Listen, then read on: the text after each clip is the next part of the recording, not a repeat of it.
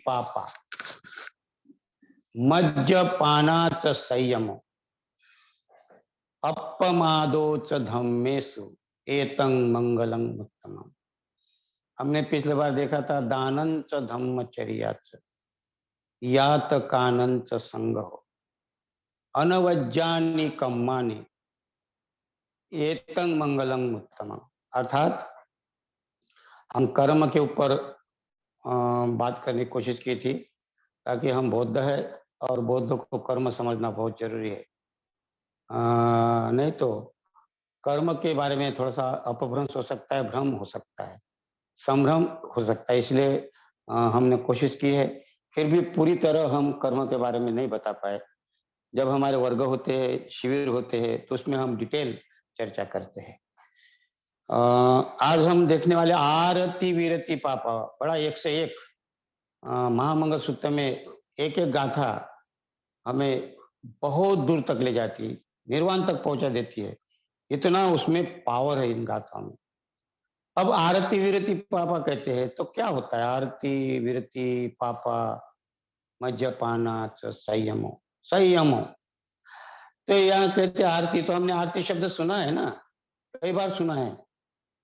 अभी जो दिन चल रहे, अभी अभी अभी गणेश का सीजन चला गया, वहां भी लोग आरती उतार रहे थे, आरती आरती आरती। अभी दुर्गा का सीजन है, उनमें भी आरती चल रही है। तो आरती से तो हम लोग परिचित ही है ना। आरती शब्द से हम परिचित है, तो आरती उतारती। और वो एक गाना भी है, आरती उतारू रे, क्या तो भी एक गाना है, बड़ा सुंदर गाना है और पूरा फेमस भारत भर में। तो आरती का अर्थ आपको मालूम है, लेकिन मुझे ऐसा लगता है कि ये जो खाली आरती करते रहते हैं, ये इस आरती का अर्थ ही भूल गए, क्योंकि वो आरती शब्द अभी तक मुझे ऐसा लगता है कि वो लोग सही अर्थ से नहीं जानते, इसलिए आरती उतर, या तो फिर वो छुपाने की बात करते हैं, उस छुपाने के लिए आरती सामने कर दी है, ताकि हम आरती उतारेंगे तो वो भगवान जो है वो हमें कुछ आशीर्वाद देगा और हमें कुछ फायदा होगा, है ना। तो हमारी बला उस उनके ऊपर डाल दी हमने, और हम यह भी करते रहे। हम कभी कभी बुद्ध को भी ऐसी आरती करते होंगे, तो हमारी बला हम बुद्ध के ऊपर डालते थे, बुद्ध हमें संभालेंगे, हाँ बुद्ध हमसे कुछ गलती होंगी तो संभालेंगे। इस प्रकार आरती का अर्थ हो गया आजकल।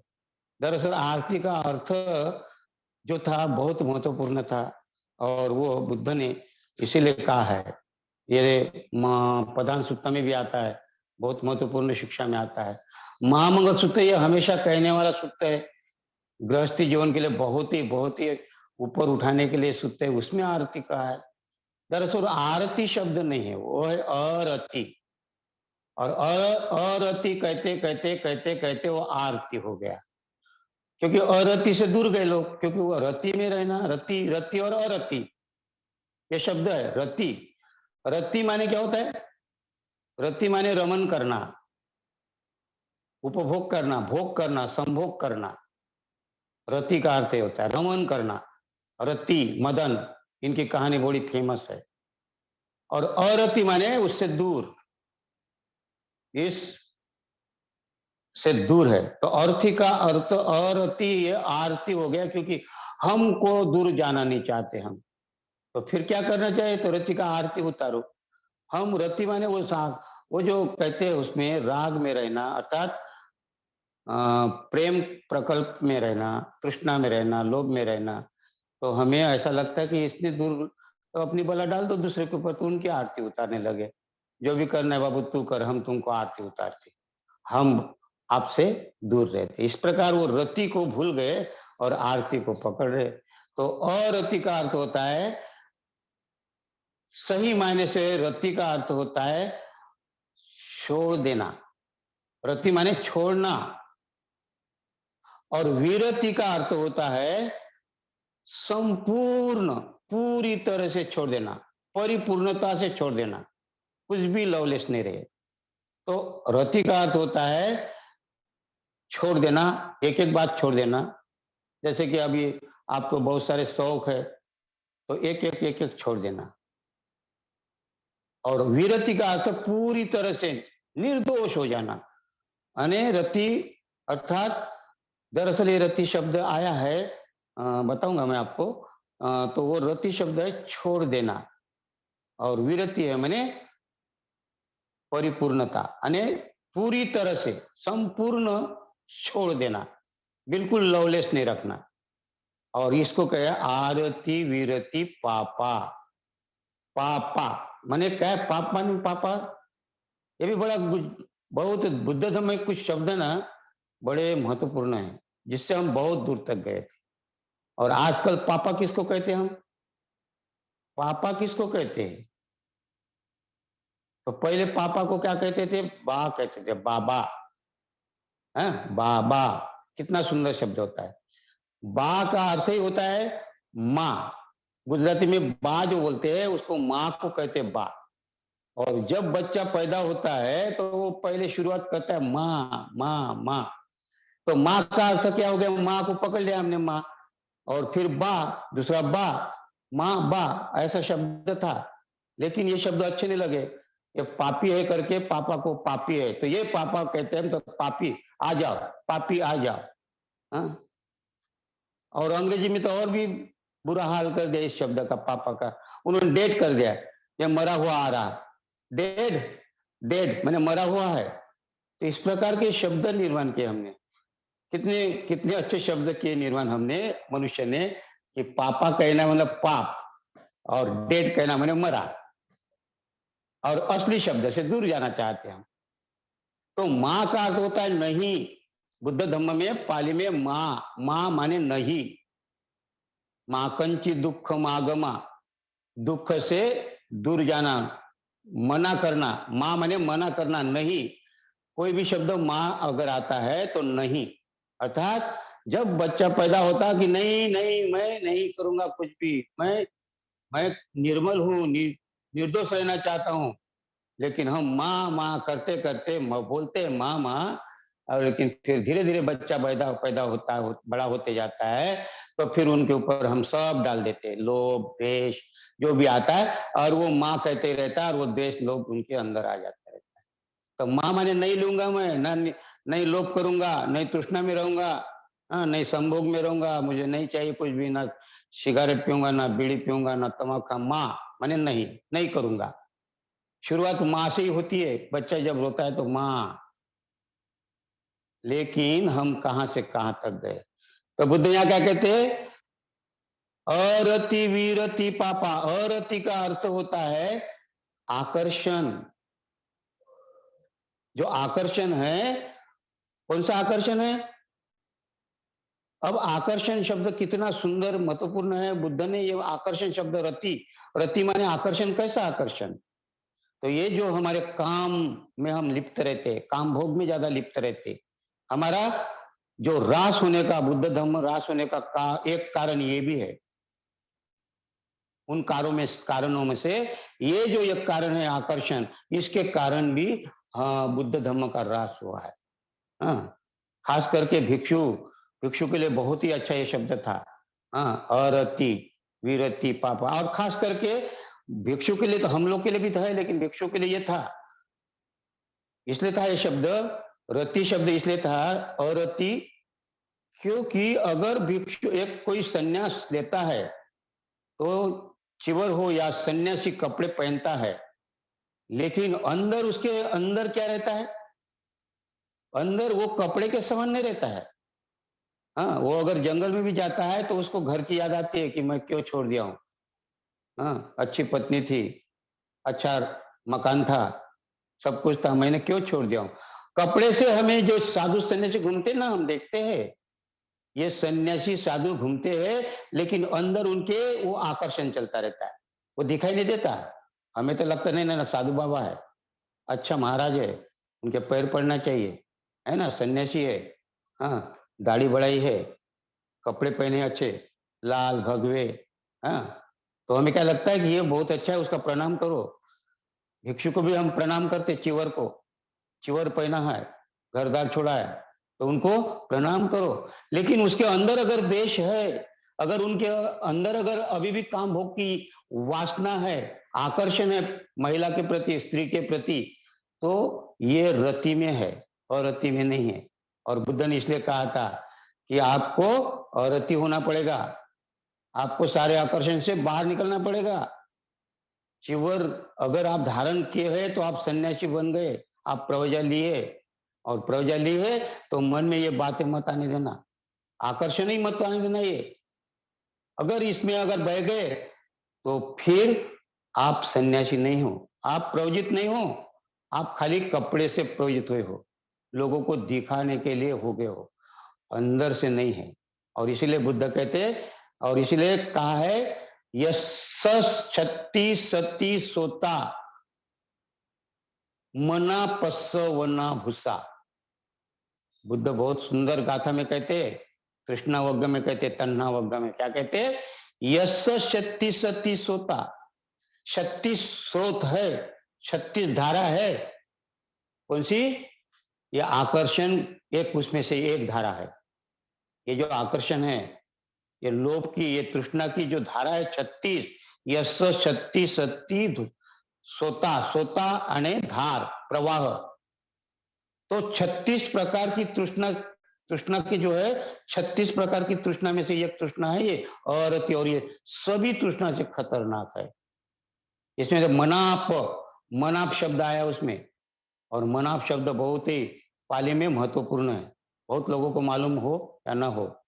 मनाप, मनाप माने पसंद करना, प्यारा लगना, आकर्षित होना, उसको कहते हैं मनाप। और इसलिए कहते हैं कि ये मनाप आकर्षित करने वाली ये जो तृष्णा के ऐसे 36 धारा है, उनमें से ये मनाप एक, ये जो है रति, एक खतरनाक है। और इसलिए कहते हैं वहा वहंती दुदिठी। और इसी मनाप के कारण, इसी आकर्षण के कारण, इसी रति के कारण क्या कहते, वहा वहंती दुदिठी, हम मिथ्या धारणा में फंस जाते हैं, मिथ्या दृष्टि में फंस जाते हैं। क्यों? कि ये रति ऐसी है कि अगर नहीं है तो भी हमारा मन उसमें चला जाता है। और इसलिए आरति शब्द दिया है बुद्ध ने, अरति वीरति, छोड़ दो इस आकर्षण को, इस रति को, इस आकर्षण को छोड़ दो। और छोड़ने ही देना, एक ही नहीं छोड़ना, दो ही नहीं छोड़ना, तो वीरति, पूरी पूरी तरह छोड़ दो, नामो निशान मत रखना। और यही हमें कहा है गृहस्थी जीवन में भी बुद्ध ने दिया कि हम अगर बर्बाद होते हैं, हमारी बर्बादी अगर होती है तो ये रति से होती है, आकर्षण से होती है। अब कैसे होती है? जैसे उदाहरण के लिए हम एक पति पत्नी रास्ते से जा रहे, रास्ते से जा रहे, पति पत्नी दोनों जा रहे, और उधर से एक सुंदर महिला आ रही, बहुत ही सुंदर, देखना बहुत हैंडसम, बहुत ही अपना खूबसूरत। तो ये आदमी पत्नी के साथ जा रहा है, ये पति पत्नी के साथ जा रहा है, लेकिन उसको देखकर उनके मन में आता, हाँ अगर ये पत्नी मुझे मिली रहती तो। और इसको ना उसकी पत्नी देख रही, ना वो जो है जा रही स्त्री वो देख रही, ना और कोई देख रहा। तो ये जो बातें मन में उनकी उठी है बातें, तो वो पत्नी के साथ तो जा रहा, वो तो निकल गई, स्त्री गई, लेकिन इसके मन में बैठ गई वो। तो पत्नी के साथ तो जा रहा, लेकिन उसका पत्नी क्या बोल रही है उसके ऊपर ध्यान ही नहीं रहता। और पत्नी के अरे सुनने रहे क्या? नहीं सुन रहा हूं, क्या बोली मैं अभी? नहीं याद नहीं, बताओ। तो याद क्यों नहीं था? क्योंकि उसके अंदर जो है वो आकर्षण अभी तक नहीं गया था।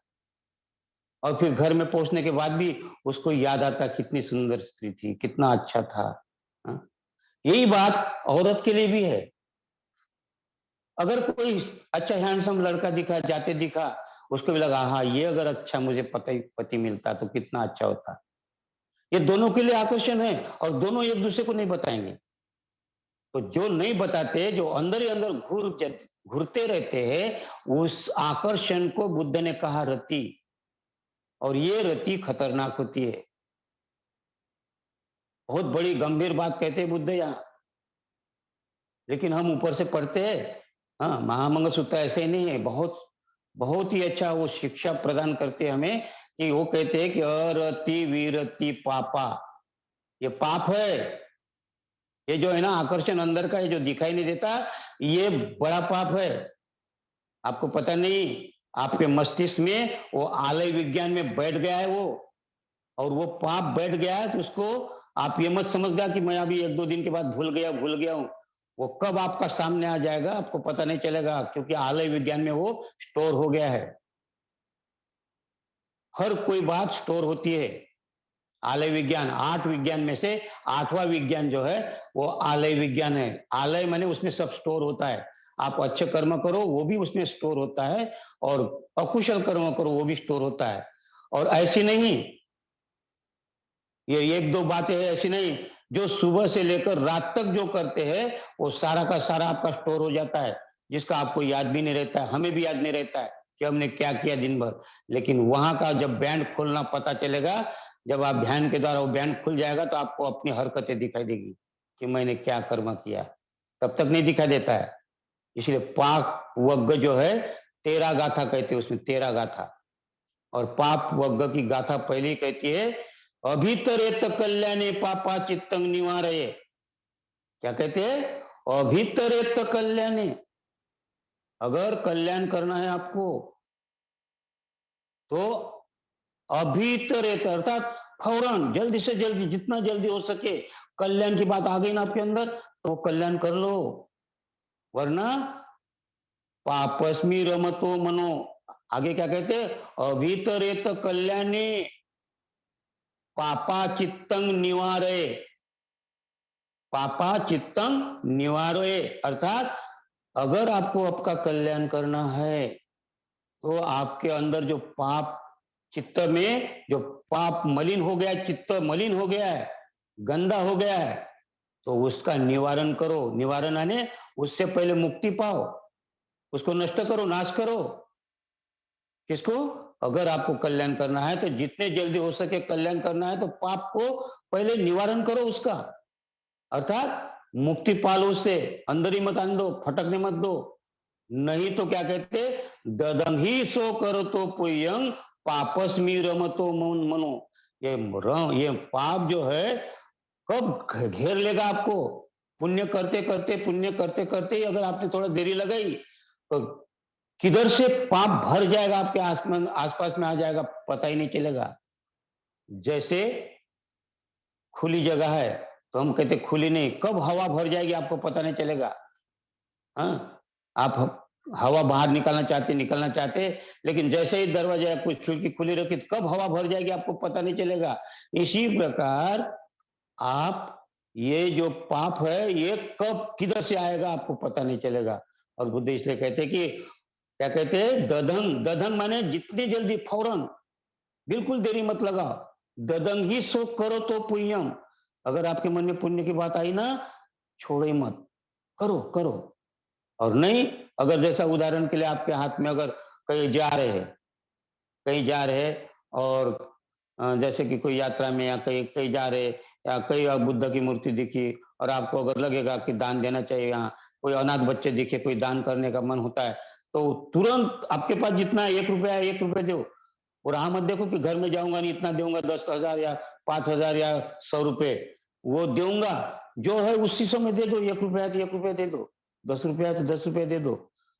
लेकिन घर जाओगे ना, फिर मन में वो पाप घेर लेता है, बोलेगा अरे अभी नहीं, बाद में देखूंगा, 1 महीना होने दो, तनख्वाह आएगा तब दे दूंगा, या अभी देखता हूँ थोड़ा। तो करते करते आपको समय नहीं मिलेगा देने के लिए। और इसीलिए बुद्ध कहते हैं कि जितना हो सके कल्याण की बात अगर मन में उठी, देरी मत करना। अगर देरी किए तो पापस्मी रमतो मनो। ये पाप कब घेर लेगा आपको, कब रमन कर लेगा आपको तो पता नहीं चलेगा।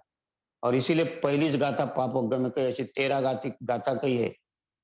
दूसरी गाथा भी, तीसरी गाथा भी, ऐसी चौथी बड़ी महत्वपूर्ण गाथा है। पापोग्ग में अगर एक हम शिविर लेंगे तो हमें पता चलेगा कम से कम 6-7 दिन का, क्योंकि दूसरी गाथा पाप देशना बताती है।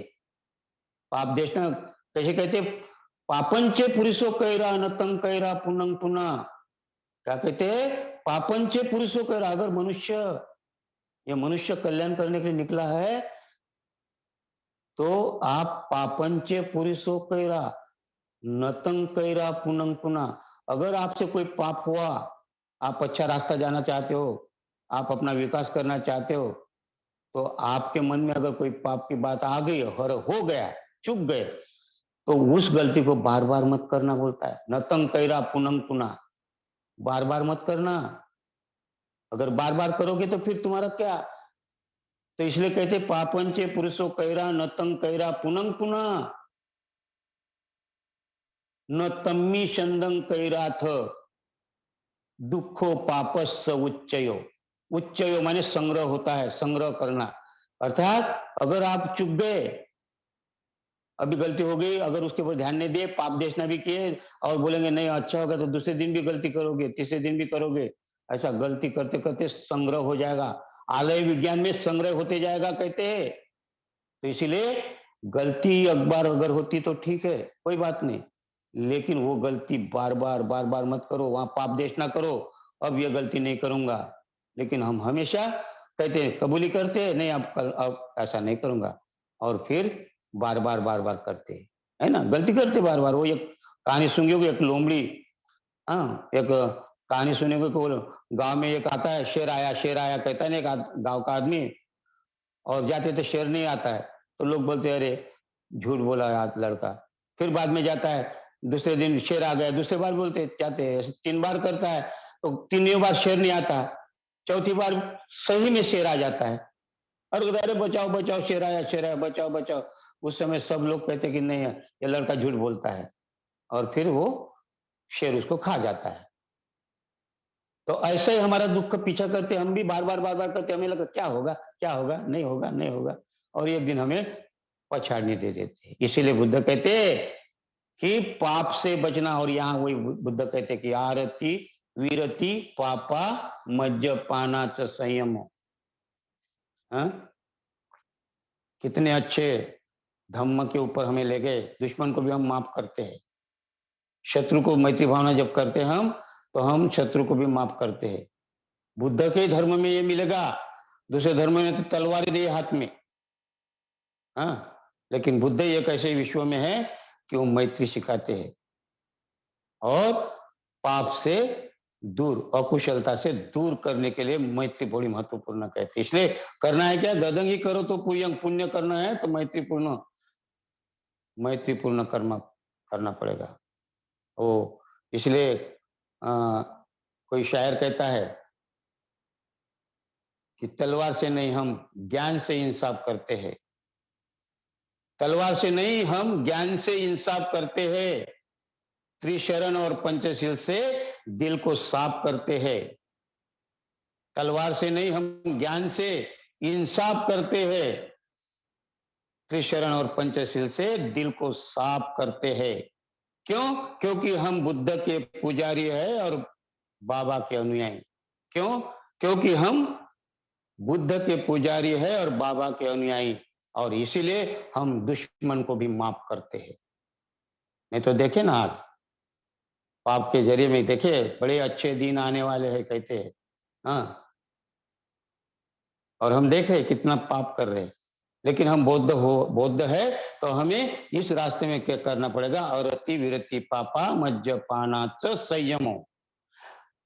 तो पाप से दूर होना पड़ेगा, और पाप से दूर होने के लिए ददंग ही करो तो पुण्य कर्म करना पड़ेगा। सबसे बड़ा पुण्य कर्म करने का रास्ता है मैत्रीपूर्ण कर्म करना, मैत्री करना।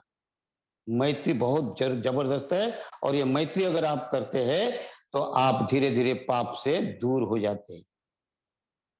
और इसीलिए पहला ही शील दिया, पानाति पाता वीरमणि का अर्थ, अर्थात मैत्रीपूर्ण कर्म। अगर मैत्रीपूर्ण कर्म करेंगे तो हम पुण्य का संचय कर रहे हैं। और इसीलिए दूसरी गाथा क्या कहती है, उयंचे पुरुषो कैरा, कैरा थे न पुण्य पुण्य। और यहाँ क्या कहते हैं, कैरा थे न पुण्य पुण्य, आप बार बार पुण्य कर्म करो। हाँ, क्या कहते हैं यहाँ, पुयंचे पुरुषों का, जब अगर आप पुण्य करना शुरू करते हैं तो उस पुण्य को बार बार करो, मैत्री बार बार करो। अगर बार बार मैत्री करेंगे तो क्या कहते हैं आगे, हाँ, तम्मी छंदं कैराथ, फिर आपको एक धम्म छंद लग जाएगा।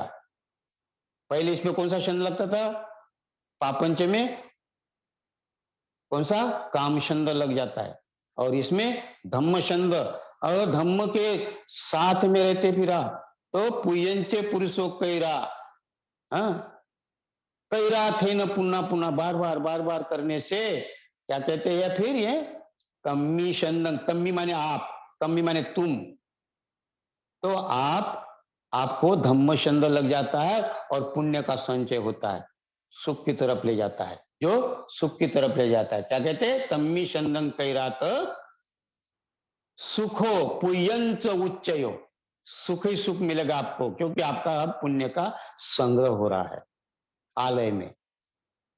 हाँ, एक टिफिन है वो। हाँ, जब जरूरत पड़ती सुख का टिफिन खोलकर खा सकते हैं, और दुख में रहेंगे तो दुख का यातनाएं भोग सकते हैं। इसलिए ये गाथा बड़ी महत्वपूर्ण है। ऐसी 13 गाथा है, अगर एक एक कहें, आखिरी गाथा कहते कहते कि ये पाप जो है, पाप के बारे में कहा है बुद्ध ने। आखिरी की 2 गाथा क्या कहती है कि न अंत लिखे न समुद्र मज्जे, अर्थात तुम कहीं भी जाओ पाप वहां भी आ जाएगा आपका। जो पाप कर्म किया वो आपका पीछा नहीं छोड़ेगा, आखिरी की गाथा कहते। और इसीलिए हमें ये ध्यान देना है, और अति वीरति पापा मज्जपानाथ संयम। तो पहली ध्यान रखने की बात है कि आकर्षण से दूर होना है हमें। हमारे मन में भी वो बात नहीं उठना, नहीं उठेगी बात उठेगी, क्योंकि मन, हमारा शरीर है, पंचस्कंद है, ये रूप, ये जो मिला है, ये बातें जो है वो आपको आएगी, लेकिन उसका क्या करना है? अंदर नहीं आने देना है, छोड़ देना है, छोड़ना, उसको कहा है अरथी। बात तो आएगी, क्योंकि जन्म मिला है तो डंडा पड़ेगा ही। शांतिदेव कहते ना, आचार्य शांतिदेव क्या कहते हैं, अगर आपको किसी ने डंडा मारा तो गलती उस डंडे की नहीं है, गलती आपके, आप आ गए करके आपको डंडा लगा। आप ही नहीं होते तो डंडा कहां से लगता? हाँ? इसी प्रकार ये भी, ये जो बातें आएगी, क्योंकि रूप मिला है, ये शरीर मिला है, तो ये शरीर में आंखें है तो देखेगी, कान है तो सुनेगा ही, ये जो 6 इंद्रिय है सुनेंगे, सब कुछ बात करेंगे, लेकिन आपको यहाँ रोकना है। रोकना है मतलब रोकने के लिए आगे कहते क्या करना है आपको, क्या करना है? अपमादोच कहते, क्या कहते? सही धम्म ये अपमादोच धम्मेसु, अर्थात अपमाद माने जागरूक रहना, अपमाद जागृति पूर्वक रोकना है उसको। इसके पहले क्या कहते हैं, और भी एक बात है और कही इसमें, मज्जपानात संयमो, मज्जपान यानी नशापान, और अति विरति पापा, ये तो है ही है, ये तो आकर्षण है, लेकिन उसके बाद और भी क्या कहते हैं, मज्जपानात, मज्जपान अर्थात नशा। तो एक नशा नहीं है, शराब की नशा नहीं है, बहुत सारी नशा है, जिसको हम आदत भी कह सकते हैं, और फिर धीरे धीरे उसको संस्कार भी कहते हैं हम। ऐसे संस्कार, ऐसी आदत, ऐसी नशा पड़ी है हमके, हमें कि हम उस संस्कार में लिपट गए हैं, करना है। अगर मर गया आदमी तो उसको शांति भोज करना ही है। ये क्या है? ये नशा ही तो है, आदत है, संस्कार है, ये है ना। शादी है तो वो हल्दी लगाना चाहिए, क्यों लगाना नहीं लगाना है मालूम नहीं, साइंस के हिसाब से लगा सकते हैं, लेकिन भगवान के नाम से या धर्म के नाम से तो वो हमारी नशा है। खाली शराब की नशा नहीं, कुर्सी की नशा है, मान सम्मान की नशा है, पद प्रतिष्ठा की नशा है, चुगली चाड़ी करने की नशा है, गाली देने की नशा है, हाँ, दूसरे को नीचा दिखाने की नशा है, ये सब नशा है। और इसीलिए कहते हैं बुद्ध, यहाँ कहते मज्जपाना तो संयम हो, इन नशाओं पर नियंत्रण करो, संयम करो। कितनी बड़ी बात कहते बुद्ध, अगर गंभीरता से अगर हम देखें इसमें, कितनी बड़ी बात कही हमारे लिए कि नशा से दूर रहो, संयमित रहो, नियंत्रित करो। नशा आएगी, सामने आएगी, लेकिन उसको नियंत्रण करना पड़ेगा आपको, नहीं तो हम बह जाएंगे। और इसीलिए कहते ये नशा पान है, ये जो आदतें है हमारी, ये जो संस्कार हमने मढ़ के रखे, हमने ये संस्कार है, ये संस्कार करना चाहिए, ये आदत है, ये आदत नहीं, मैं बदल नहीं सकता, सबका दृष्टि में जाते हम लोग बदल नहीं सकते, नहीं ऐसा होता ही है। तो इसके ऊपर कार्य के लिए बुद्ध कहते अपमादोच धम्मेसु, धम्म दूसरा तीसरा कुछ नहीं, जागृति है। अपमाद माने जागृति, अपमाद माने आलस भी होता है, अपमाद माने आलस भी होता है, और अपमाद माने जागृति भी होती है। और पमाद माने आलस, पमाद माने आलस होता है, पमाद माने आलस, और अपमाद माने वीर्यवान, अपमाद माने वीर्यवान, अर्थात जो पमादी, जो आलसी रहते हैं, अपमादी होते हैं, अर्थात वो वीर्यवान होते हैं। तो ये आलस इसलिए कह रहा हूं मैं कि बुद्ध कहते हैं, क्या कहते हैं कि जो भी कुशल कार्य में लगने वाली शक्ति है, जो भी कुशल कुशल कार्य में लगने वाली शक्ति है, वे वीर्य है। और जो भी अकुशल कार्य में लगने वाली शक्ति है, वो आलस है। तो ये आलस और ये जागृति, अजागृति, जिसको कहते हैं अजागृति और आलस, ये जो दो शब्द है, ये लगभग पास पास है। इसलिए कभी कभी अपमत का अर्थ होता है आलस, आलस रहित, और आ, आलस रहित, और अपमत का अर्थ होता है जागृत रहना। तो इसलिए बुद्ध क्या कहते हैं, अपमादोच धम्मेसु, यही धम्म है। अगर धम्म के धम्म धम्म जो धम्म धम्म कहते हैं, धम्म का जो सही मायने से अर्थ है तो जागृति है। वही धम्मधर है, वही धम्म का पालन कर सकता है जो जागृति से रहता है। तो जागृति इसलिए दी कि ऊपर की जो गाथा है, आकर्षण में अर्थात अरति, अरति अर्थात, अरति का अर्थ होता है आकर्षण रहित हो जाओ और पाप से दूर हो जाओ, और नशे से संयम करो, नशा में नियंत्रण करो। और ये सब नशा पर नियंत्रण करने के लिए और ये आकर्षण को भी समाप्त करने के लिए आपको जागृति की आवश्यकता है, और ये जागृति धम्म है। इसलिए कहते हैं धम्म के अनुसार जागृति पूर्वक कर्म करो, और ये सबसे श्रेष्ठ मंगल है। इस प्रकार बुद्ध कहते हैं। तो ये आकर्षण, हमें 5 प्रकार का आकर्षण होता है हमारे में। अगर हम देखेंगे तो 5 प्रकार का आकर्षण होता है। उसको कहते 5 प्रकार का आकर्षण क्या होता है, तो हम अगले गाथा में देखेंगे। अभी हमारा समय होते जा रहा है, और हम अब इसी आकर्षण पर चिंतन करने वाले हैं, और हमारे अंदर कितना आकर्षण है, और हम मद्यपान, हमारे कौन सी नशा है, हम कौन सी ज्यादा नशे में रहते हैं, हम कौन सी नशा हमारे ऊपर, सम्मान की नशा है कि कुर्सी की नशा है, कि नेता बनना, अध्यक्ष बनना की नशा है, या और अनेक प्रकार की नशा है। शराब भी नशा है, बात करने की नशा है, बड़बड़ करने की नशा है, निंदा चुगली करने की नशा है। उसी को हम आदत बना लेते हैं, और वही हमारे संस्कार हो जाते हैं।